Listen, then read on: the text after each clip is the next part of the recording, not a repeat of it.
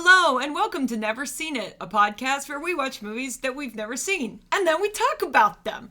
I'm Betsy, and I'm here with my husband Trent. That's me.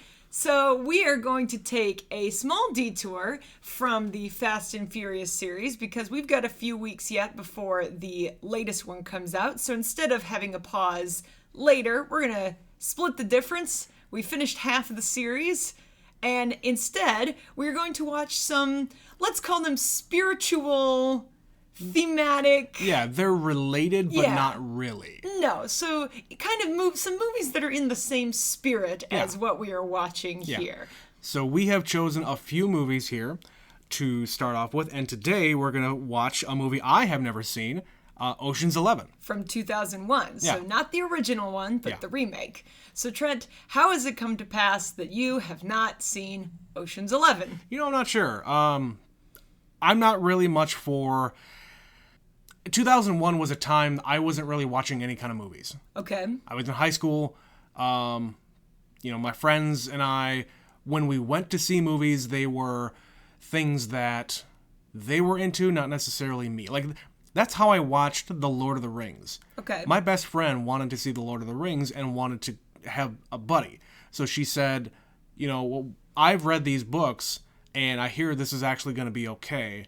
So you want to come with me? I had no idea what Lord of the Rings was. Mm-hmm. I've heard of The Hobbit. Yep. But I didn't know that they were related in the least bit. So I went to see the Fellowship of the Ring in 2001. That might have been one of the only movies I saw that year. And that was the end of the year. In the theater, yeah. Yeah. I wasn't really much for going to movies back in high school. So. And this is well before the Netflix, Hulu, Amazon era. You couldn't just put movies on. No. And I'm sure this is one that was always on, HBO or this is an easy one to clean up for, a movie to put on TNT. Right. If you had basic cable. So,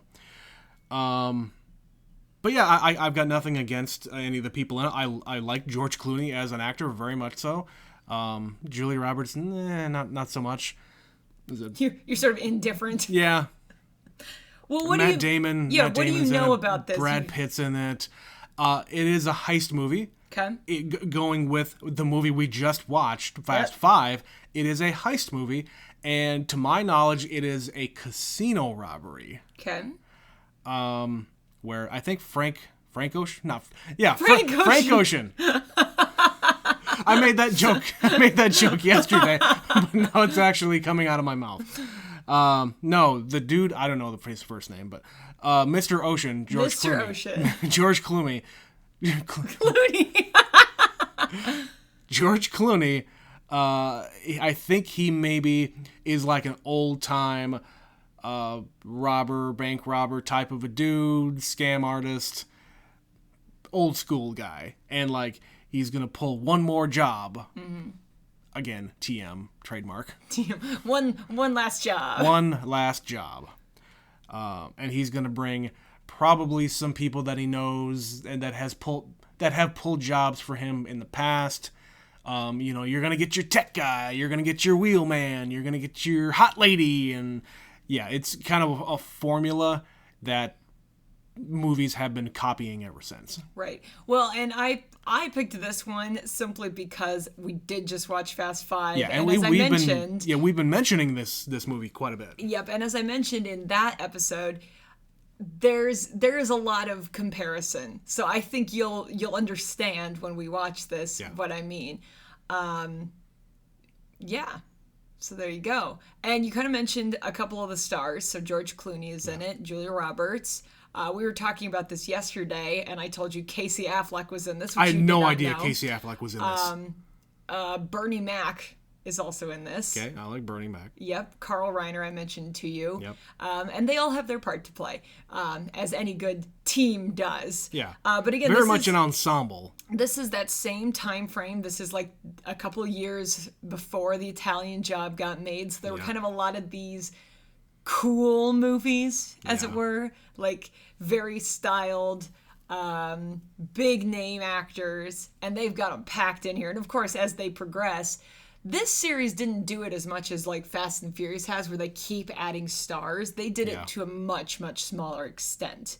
And I haven't seen the remake with Ocean's 8 with Sandra Bullock and Cate Blanchett and all of those folks. Maybe we'll get around to watching that one day. We'll see. My understanding is it's fairly different from this film that we're about to watch. But I like this movie. I think you're going to like this movie. And hey, maybe if I really like it and we decide we want to watch the rest of the 2, 3? There's 2 more with this group, so it's Ocean's 12 and Ocean's 13. Okay. Which I've only seen the sequels a couple of times. This one I've seen many times. Yeah. And I guarantee there's going to be some stuff in here that I've forgotten because it's been a few years. It's been a minute since I've watched this. But I've seen it many times. So. All right. Well, there you go. So Ocean's 11, we're going to go watch Ocean's 11, the 11th Ocean movie with Frank Ocean. It's not Frank Ocean. That dude was probably a child when this came out. Yeah, I would say probably. So there you go. So we're going to go watch Ocean's 11, and we will be right back.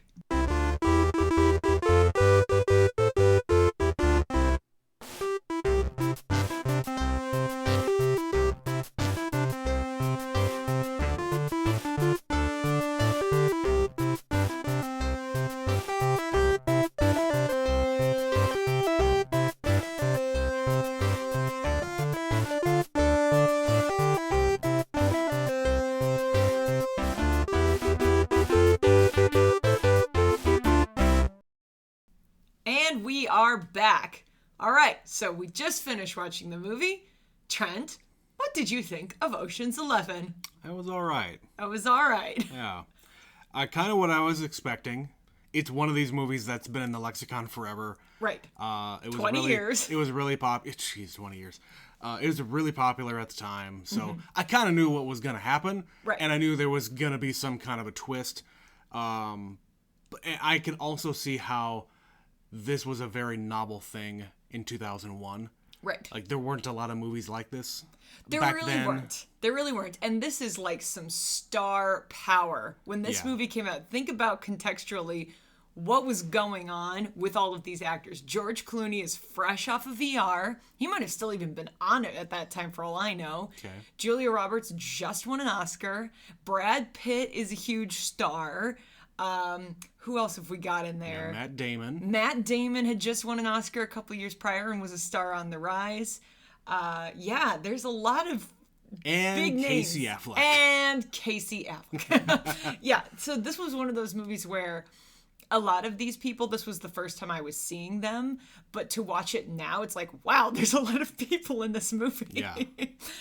Even like Carl Reiner, Carl Reiner had been a thing for 40 years at this point, but I didn't know who Carl Reiner was. Right. Anybody older than me probably paying attention would have known, but I was like, who's this guy? You might know Rob Reiner, and that's about it. Well, and even him, I was kind of new to that name. Yeah. In 2001, when we were, in high school. What would Rob Reiner have put out besides The Princess Bride? I think the only thing I would have seen him in as an actor I have was no idea. Sleepless in Seattle. Okay. Yeah, and I think that was really all I knew about him at the time, so I certainly didn't know about Carl Reiner until much later. Yeah. But yeah, for 2001, this was a big deal to get all these people in a movie together. I suppose. I guess, I don't know. Ensemble casts weren't really a thing. It doesn't happen a lot where you get quite this many. Yeah. It's usually like 2 big names and then a bunch of nobodies. Mm-hmm. Which, hey, there were a good number of nobodies in this as well. At the time, sure. Yeah. Maybe not so much. Who the hell now. knew who Casey Affleck is and James Caan's son? I don't even know his first name. Scott Caan. Scott Caan. Yes. They were good together. That was... I did laugh during this movie a lot more than what I figured I would. Mm-hmm. It was pretty funny. But do you see now, having watched this movie, why I kept thinking about it while we were watching Fast 5? Well, especially them having the vault a copy of The Vault. Right.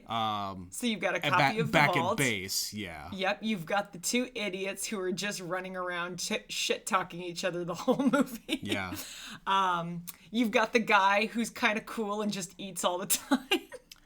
Brad Pitt, good God. Every other scene he is eating something. You know, and that's not just this movie. That's like a Brad Pitt thing. It is. We mentioned this before. Brad Pitt is famous for just eating food during his movies. My favorite, no matter what. My favorite one in this movie is when he's got a shrimp cocktail. Yeah, he's just in a glass, holding a shrimp cocktail, talking to Matt Damon. And but it's not just a cocktail. He's got it's a the glass. Whole thing. He has a glass cup. Yeah. He has a napkin like over his arm. A cocktail napkin. A cloth napkin like a waiter would carry, and he's eating cocktail shrimp in the lobby of a hotel. It's so specific. And, you know, like he's eating nachos and he's eating chips and he's eating a burger and ice cream. Yeah. But yeah, I just, you know, the putting the team together, everybody's got their specialty, the montage of where they all are and bringing them together. Like when I say Fast Five is drawing from a lot of heist movies, this is the perfect example to show you that. And we said it before, talking about Armageddon. Yep. Bruce Willis getting his team together. Yep. And that's exactly how they depict it. Exactly. This is where all of his guys are. We need to gather them up around the country and bring him in for this job. There you go. I guess that's just filmmaking, I guess. Everybody copies from everybody else. It's just what it is. It's kind of a trope. Like, if we were to just go and watch a bunch of movies like this, it's the same thing. Same thing in The Italian Job, which we brought up. It's, you know, finding the people you need and going where they are and showing that. Yeah. And do it in your way. Do it in a way that is unique. And the way that we're seeing this one is Steven Soderbergh. Yeah. Yep. Steven Soderbergh, again, this was his time. Like, early 2000s, he made a ton of big movies. Yep. He made this one. He made, I just had it. Damn it. He just Traffic. He did Traffic like a year before this. He just did one that we saw, didn't he? Didn't Soderbergh just do something that we saw? Oh, he produced the Oscars. Oh, there you go. That's it. Yeah. So yeah, Steven Soderbergh at this time was really hot, you know, really busy director in the late 90s and early 2000s.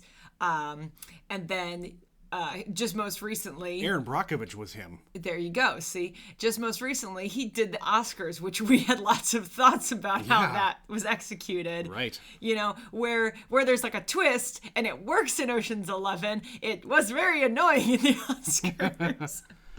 Yeah. But he does have a style. And the thing I always notice about Steven Soderbergh is the warm yellow light. That's one of the few things that I actually wrote down was that, everything has like an orange yellow tint to it. Yeah, every movie he makes is like that. There's always some part of it that has that kind of warm yellow light. Okay. It is very much a Steven Soderbergh signature. I also think of the desert a lot, and I don't know why, because he did this one, he did Aaron Brockovich, which is kind of in that kind part of outside. Country. Yeah, it's in the Southwest. Traffic is drug trafficking in Mexico. Yeah. So if I went through this, there's probably something to that. But I do always think of that when I think of Steven Soderbergh. Okay.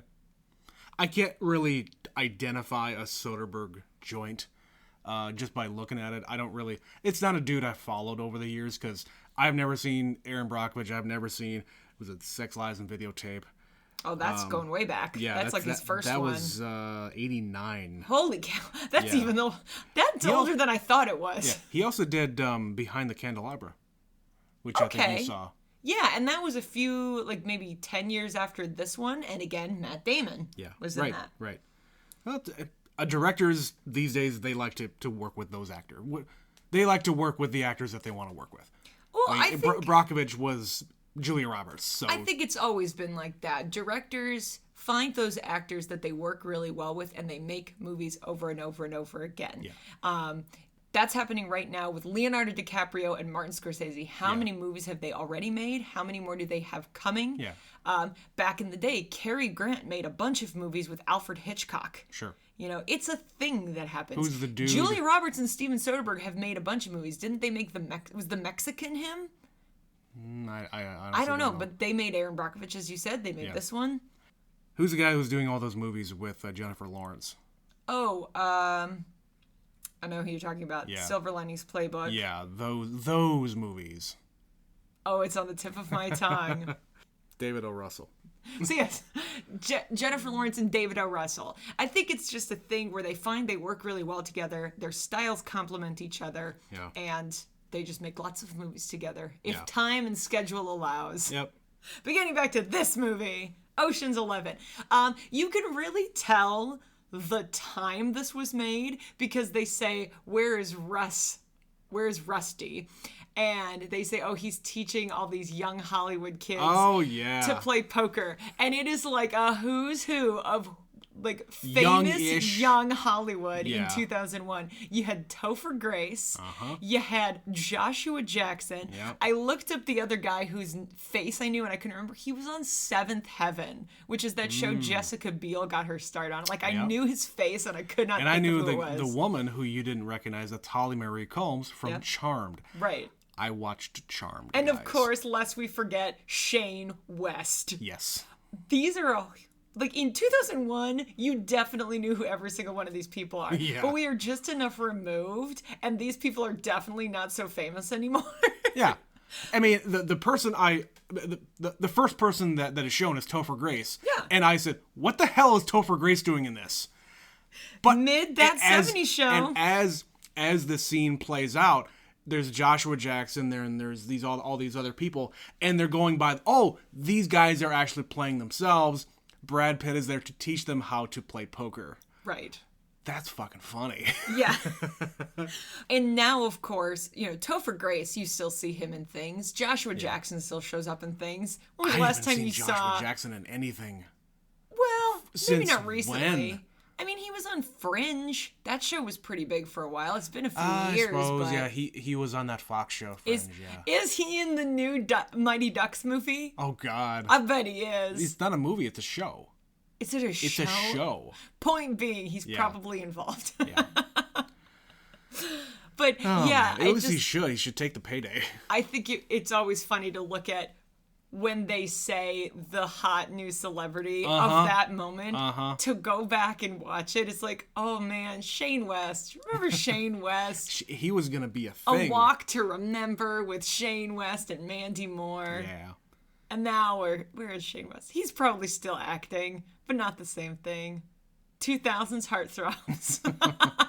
God. I haven't thought about Shane West since I probably saw A Walk to Remember. Probably. I guess we just have to watch A Walk to Remember again. No, we don't have to do that. No.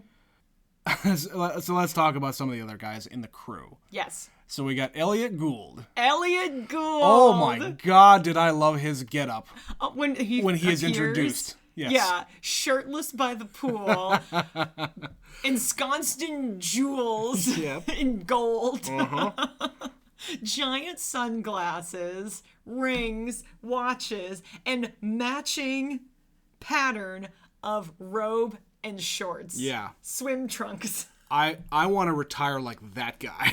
You want to be that guy when you get old? Yes. Maybe you can make a whole lot of money first. Right. So I was trying to put together, why the hell was he in this? What was his role in the entire thing? But by the end, I got it. Yeah, he's the bankroll. He paid for all this stuff, and he's getting in this for revenge against Terry Benedict, and he said, "Oh yeah, that guy. He muscled me out of the casino business because apparently he has a lot of money and he was going to be able to, if he's got the means to buy a casino. Yes, he is rich as hell. To bully someone out of a casino, right. Not just to buy a casino. Yeah.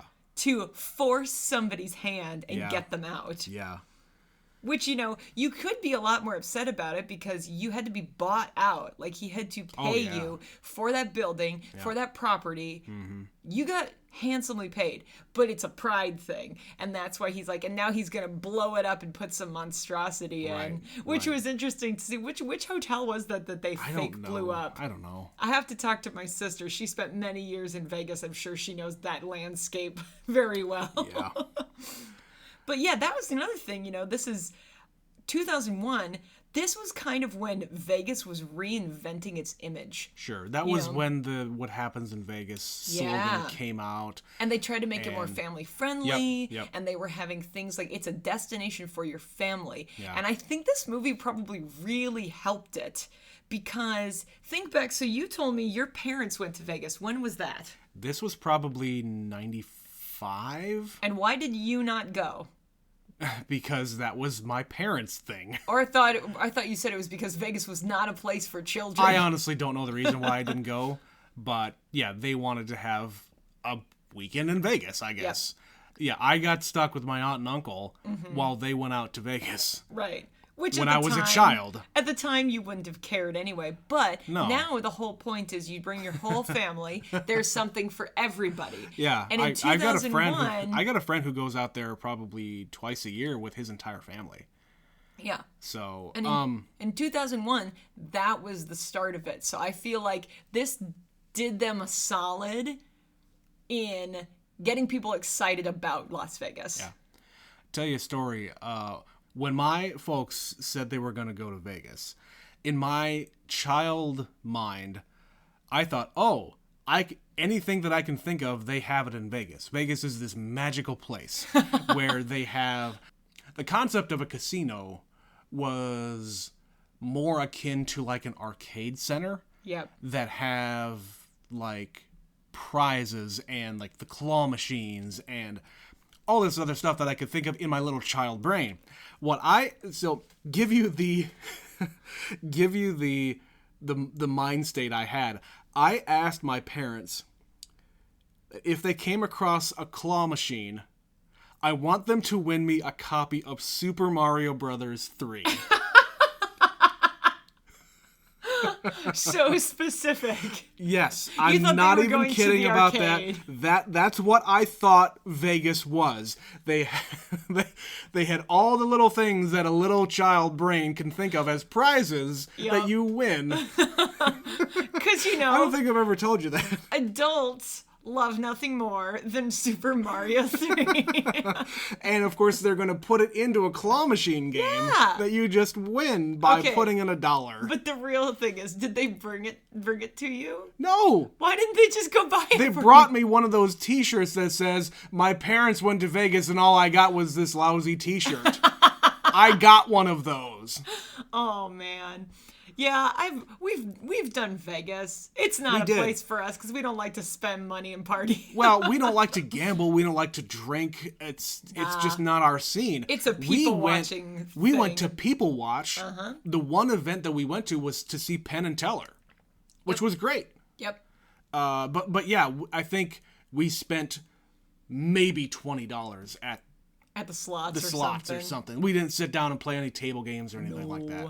I didn't want to embarrass myself. Oh, no. I like playing cards, but that's too high pressure for me. Yeah, watching other people play, like I think we sat and watched someone play, not blackjack, probably a Texas Hold'em or something. I think we were watching them play roulette.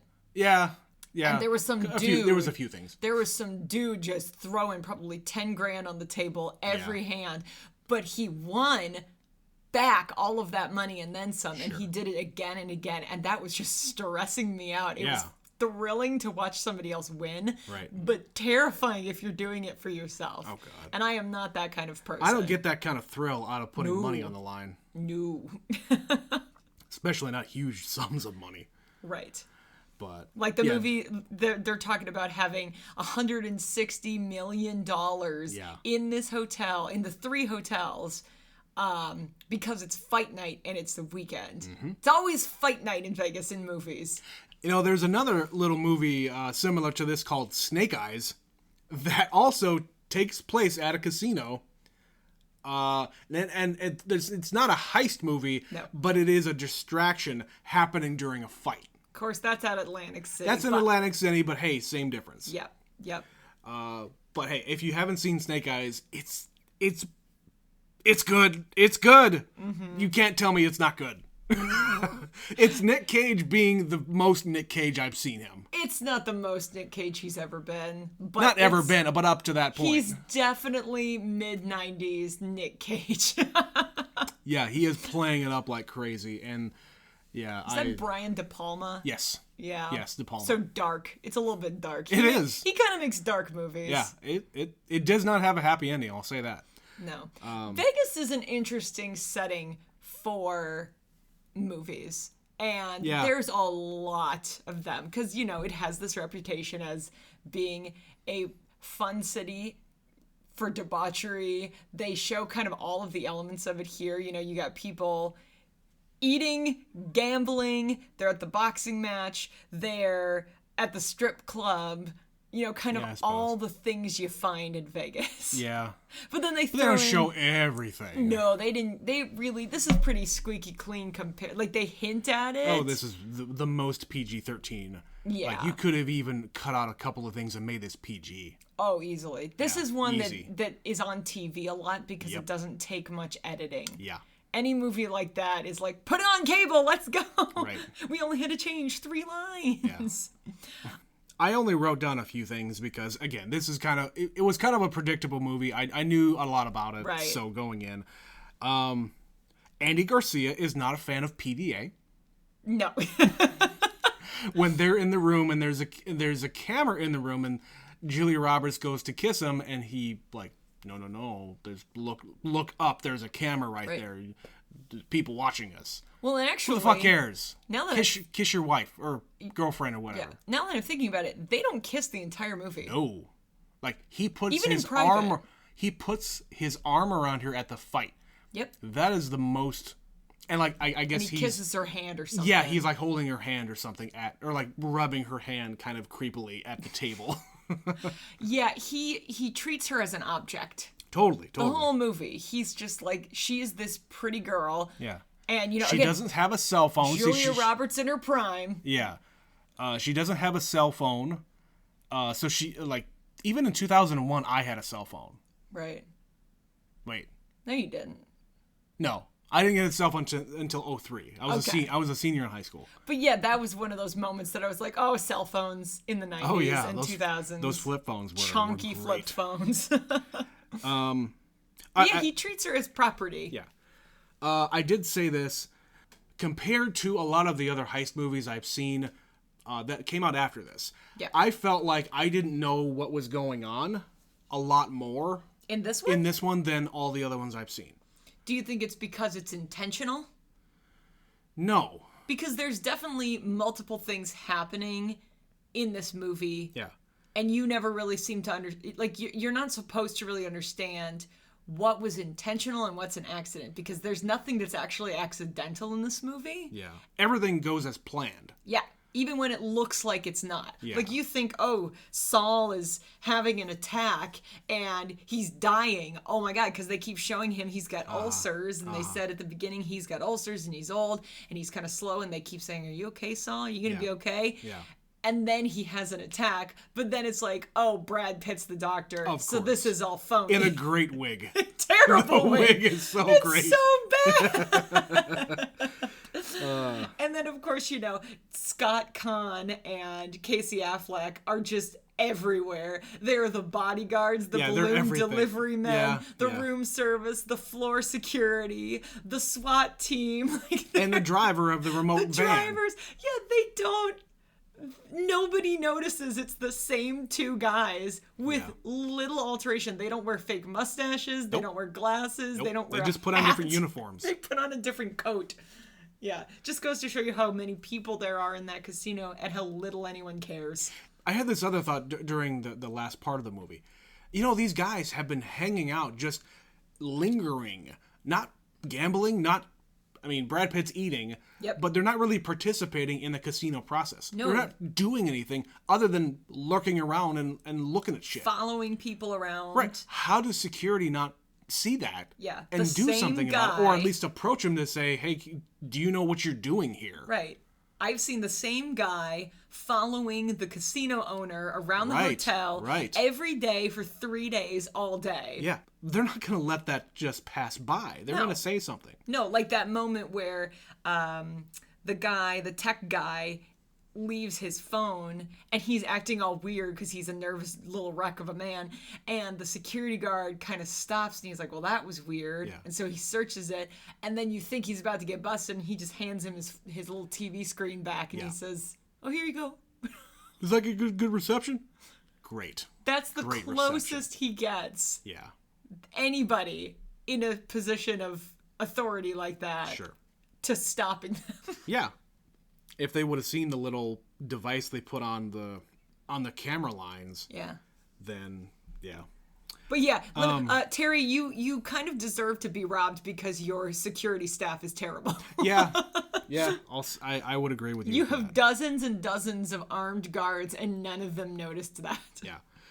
The last thing I said was, hey, the very short amount of time that they cut the power, Yep. the chaos that caused Yeah. was great. Just Yeah. I don't think that I would have predicted that the power going out for 5-10 seconds. It was 30 seconds, they said. 30 so seconds, that okay. thing will blow out power for 30 seconds. Okay. So 30 seconds goes by, I guess they don't have any kind of backup power even for lights in the casino. Yep. How is that possible? No generators or anything. Nothing. Yeah. No backup batteries of any kind. But Or they all do, but that's how long it takes them to kick in. Sure. But that being said, just the chaos think about it. You're sitting at a table with thousands and thousands of dollars worth of chips and right in front of you, and the power goes out and they can't see what you do. And it's dark. There's no windows in those in those casinos. No, by design you don't have windows in there. Yeah. That's why people What are you going to do? You're not going to take the thousands of dollars in front of you and run? Right. And how would they possibly know? They can't. Yeah. But of course, they all wait until the lights come up, and it's just people crawling on the tables and throwing things. It's just chaos. And running. I love that Security is like, we've got something happening at tables 3, 5, 7, Yeah. 12. Right. Yeah, how do you catch everybody who's doing some Right. stuff? And it would be one thing at one casino, but this is the entire city of Las Vegas where there are dozens of casinos. Yes. Yeah, that would be mayhem. Yeah. And they showed the fight stops too, and these are two dudes that have been getting all jacked to fight each other for weeks. Which I can't really. The only explanation that I can think of of why all hell breaks loose is that maybe one of them thinks that the other one caused this to happen during the fight, and they're pissed off. I think it's just two bros who have been ready for weeks to fight each other, having a lot of ego and just men being men. And they just kind of lose it. And they're just like, What's everybody fight. else? It's the training staff and whatnot that get inside. Yeah. Yeah, they kind of call up the whole thing. That's actually pretty great because those two probably... I don't recognize those guys. I don't think they're real fighters. No. It's not relevant to the plot in any way, so it doesn't matter who they are. But you literally could have had just two bros because they didn't throw a single punch. The fight is not relevant to the plot. No, it's just something, the thing happening. It's something happening in the casino that the owner would be at. Okay, it's relevant in the sense that there's more people here because of the fight. And Ilya Gould was also there. Right. Which I don't really know why he's even there in the first place, except just to observe what's going on, because he showed up at the fight. Yep. He showed up in the car at the airport. Yep. Where they're controlling the van remotely. Mm-hmm. And he shows up at the Bellagio fountain. I think he's there for two reasons. One, he is with Terry Benedict a few times throughout the movie. He's there when they blow up the building. Yep. It's like a PR thing. Sure. He wants to demonstrate no hard feelings. Sure. And that I understand. Anytime he's being photographed, he's behind him, looking all supportive. Yeah. And then anywhere else, I think it's protecting his investment. Yeah. Just seeing what's going on, I guess. Yeah. What else has he got to do besides hang out by his pool? Exactly. He's also got to make his getaway at some point here. That's true. Yeah, just making sure that Casey Affleck's an idiot in this. Those dudes are idiots. He's like, oh, I just want to try something quick. And he's just fucking around with the van. And he's like, would you stop and just get on with it? Push the damn button. Yeah. Someone needs to be the adult in this room because you're not going to get this job done otherwise. One of the things that they like to do a lot in this movie, did you notice how many times they had the group shots where they're all lined up, like when they show up at the house? Right, where they kind of when they open up the door. They open the door and there's like 6 of them, and they're all. What did you guys do? Get like a group rate? Yep. So they're all strategically positioned. How many times in this movie did they do that? I didn't really notice it other than that. Really? Yeah. I noticed it so many times. They did it there when they go to get the pinch. They slide open the door and all 5 of them are like leaning in such a way. Yeah. There's the spot where right before that, Don Cheadle's character comes back and he's like covered in sewage or whatever, and he's explaining the problem. And the 10 guys are standing around looking at him, and it's just like perfectly windowed. It's just like, how many of these guys can we fit into frame? They never did any of the weird like forced perspective where one guy was really close and one was far away, but they did frame it a lot to demonstrate, look how many people we have in this group. 11, I tell you, there's 11. And then the one other thing I wrote down was, what did you think of Don Cheadle's accent? Oh, we've talked about this before. So there's a YouTube series with, what's his name? Eric Singer. Eric Singer. He is a dialect coach, and he puts videos up on YouTube of his most famous works are basically criticizing actors' portrayals of other accents other than their and critiquing actors' accents that they perform in movies and TV. Right. Are these good? Are these really good? Are these terrible? This is how hard this is for this particular person who is an American doing this kind of accent, or an Australian doing a Southern American accent or whatever. And the nuances thereof. Yeah. So he actually picked this out as a bad example of a British accent. This is a bad Cockney accent. Yeah. Basically, his assessment of this is, did he just decide to do this the day before? Did someone tell him, you're going to do a Cockney accent? And he just sort of tried it? Right. And I think he said, maybe he didn't put a lot of time in. Maybe his dialect coach wasn't on site all the time. Maybe he just didn't have a lot of coaching. But, yeah. And he's not in the movie a lot. He's in like 3 or 4 scenes. Right. And he doesn't have many lines. No, there's so many guys on this crew. You don't need a lot of screen time for each of them. He's the demo guy. Who cares? Yeah. I don't think it's the worst accent I've ever heard. I don't think it's very good. Yeah. At the time when I first saw this, I honestly thought he was British because I was young and stupid. And I had never seen Don Cheadle in anything before. This was the first movie I saw him in. I don't know, Betsy. That's about all I had. Yeah, so I think overall, this is probably to some extent a product of its time. Totally. Like I said, it was a novel thing for its time. You hadn't really seen too many like heist movies other than like westerns from before. Yep. Train robberies. Yeah. Yeah. This was kind of the revamping of the heist movie. That genre. Yeah. Yep. And like I said, it's got style. I think if this movie has anything, it's got some style. It does. And you even notice like they were trying to figure out how do they get this money out of here. Well, the big reveal is they are the SWAT team. They intercepted the 911 call. They come in as the SWAT team, and they walk out with the money. And, of course, having seen Inglourious Basterds, you're used to hearing Brad Pitt in this kind of gravelly southern accent. Tennessee, Kentucky accent. So the SWAT guy whose face you don't see is talking, and you immediately went, I know whose voice that is. I know that voice. And 20 years ago, maybe you wouldn't have picked up on it, but we've heard his voice so frequently and in so many movies that it's hard to get away with the twist now.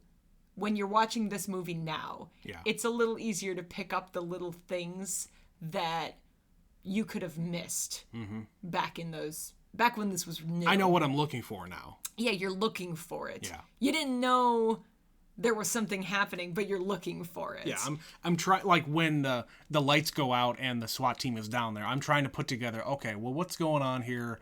Are they actually... Oh, yeah, that's it. Oh, yeah, I got it. Yep. Yeah. And again, back in 2001, this was a completely new kind of a genre film that was highly successful. Yeah. They made 2 more movies And after a remake. that. And a reboot with a completely different cast. Yep. So... Yeah. So you obviously haven't seen the original Ocean's 11. That was the Rat Pack. That was Frank Sinatra, Dean Martin. Yeah. Sammy Davis Jr. Sammy Davis Jr. Yeah. I have seen it once. It's very different from this movie, but it is also in Vegas. Yeah. And I don't even know if I finished it. I think I got very close to the end and then like the tape broke. That's how long ago I watched it.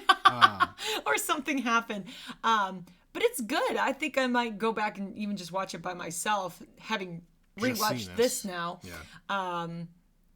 Different kind of cool group of guys. I think the whole thing is a cool group of guys doing cool guy stuff. Right.